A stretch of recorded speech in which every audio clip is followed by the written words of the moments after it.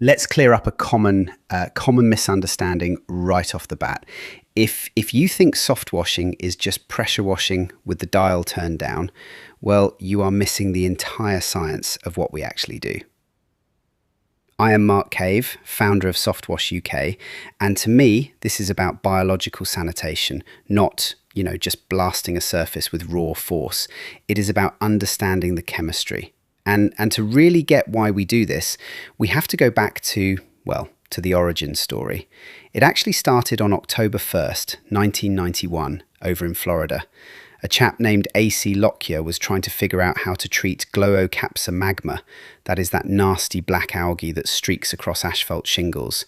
Now, if you use high pressure on those shingles, you just strip away the delicate limestone granules, you ruin the roof, and you completely void the manufacturer warranty. So he had to invent a way to chemically treat the biological growth at its source without the pressure. But you see, when this came across the pond to us in the United Kingdom, we had to adapt. We do not have many asphalt shingles here, do we? No, we have delicate render, K-rend, monocouche, porous clay tiles, and historic heritage stone. If you hit those surfaces with high pressure, you get catastrophic water ingress and massive surface erosion. I see it all the time, people blasting away. It is like, think of it like weeds in your garden. If you blast a wall with 3000 psi, it is exactly like using a weed whacker.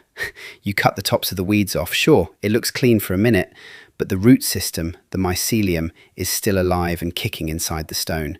And worse, you have just blasted millions of active spores into the air, spreading them to adjacent surfaces and actually accelerating the regrowth.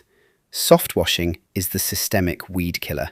It is the treatment that neutralizes the organism at the very root, so it actually stays clean. So how do we actually do this professionally? It is not about spraying and praying, which is what the cowboys do. It is about the anatomy of a professional mix. The heart of the system is sodium hypochlorite, but you cannot just spray raw bleach. You need a proper professional surfactant like Clever Wash. What a surfactant does is it lowers the surface tension of the water. You see, normal water has high surface tension. It wants to bead up and roll off. But when you break that tension, the chemical can actually cling to vertical walls and it penetrates deep into the pores. It also stops rapid evaporation on hot days, which means, it means we can use much lower, safer chemical concentrations to get the job done on delicate render or historic stone. But you have to be careful. I always tell people, knowledge must come before the products you buy. Take my pre-wet rule, for example. If you are cleaning dry timber, like wooden decking, that wood is thirsty.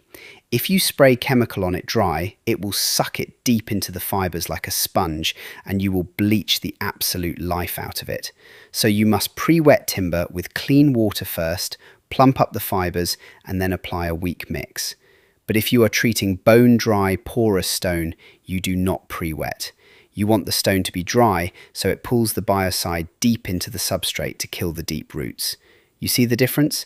It is all down to training and understanding what you are looking at. And that is why we are pushing so hard to raise the standards in the United Kingdom. If you want to do this properly, get the compliance right, understand runoff and environmental safety, you need structured learning. We offer the CPD certified Softwash training course over at softwashing.uk. It is designed to take you from guessing to knowing. Plus, completing it gets you approved Softwash applicator status, a listing on our national directory, and connects you with the National Association of Softwash Community. Do not be a splash and dash contractor. Learn the science, protect the properties, and build a reputation. Well, that is it for this quick take. Until next time, stay safe and keep cleaning smarter.